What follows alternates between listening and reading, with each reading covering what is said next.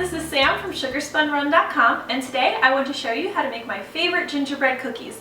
This is a really great recipe for the holidays. I'm going to use my stand mixer, but if you don't have one, you can use an electric hand mixer and that's fine. This is a really easy recipe, so let's go ahead and get started. We're going to want to start with 1 cup of unsalted butter. You want this to be room temperature.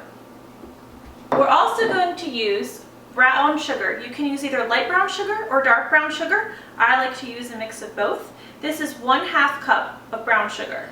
You'll go ahead and cream these together in your mixer. Once those are creamy and well combined, you'll go ahead and add your molasses. This is a 1/2 cup of unsulfured molasses. The label should tell you whether the molasses is unsulfured or not. I just use Grandma's brand. And then go ahead and beat that until that's also well combined. Next, add 1 large egg and 2 teaspoons of vanilla extract. Make sure to scrape the sides and the bottom of your bowl so that the ingredients are well combined. Once these are well combined, you're going to prepare your dry ingredients.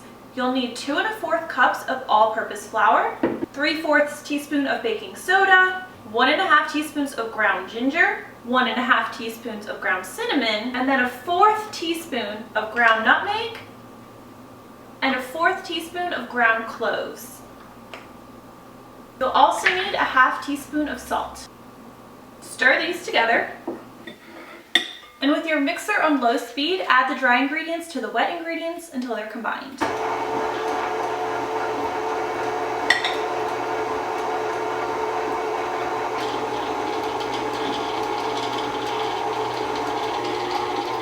And you'll probably need to scrape the sides and bottom of the bowl again, just to make sure everything's well combined.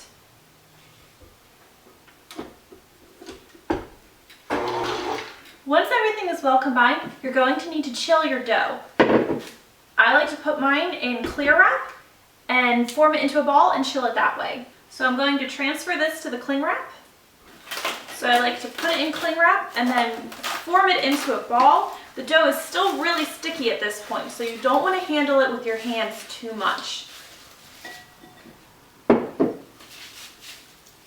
But I've wrapped mine in cling wrap. I've formed it into a ball or more of a disc.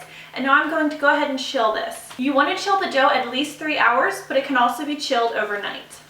Alright, once your dough has chilled at least 3 hours, now it's time to roll it. Go ahead and preheat your oven to 375 degrees Fahrenheit and prepare a clean surface and lightly flour it. Go ahead and lightly flour a clean surface and flour your dough as needed. Don't be afraid to add too much flour, it'll bake off in the oven. Roll your dough to 1/4 inch thickness. Once your dough is rolled out, use your cookie cutters to cut out shapes. Then use the spatula to lift them out and transfer them to a baking sheet. Bake your cookies on 375 degrees for 8 to 10 minutes. Make sure to re-roll any additional scraps and make new cookies out of them.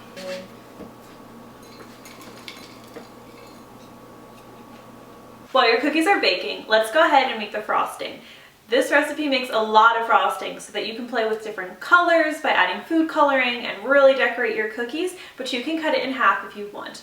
We'll start with 3 cups of powdered sugar, a 1/2 teaspoon of vanilla extract, 2 tablespoons of corn syrup, this is light corn syrup, and 2 to 4 tablespoons of milk. We'll start with 2 tablespoons and add more if needed. If your mixture still seems too dry and isn't coming together after you've mixed it a lot, go ahead and add more milk. You want your frosting to be a smooth, thin paste. This texture looks just about right, so we can go ahead and transfer this to our piping bags. Now we don't want to add it to the cookies until they've cooled completely. I'm going to use a piping bag that's fitted with a Wilton No. 5 tip. Once your cookies have finished baking and cooling, it's time to decorate. I keep mine pretty simple, but you can get as creative as you'd like. Feel free to use sprinkles or other decorations.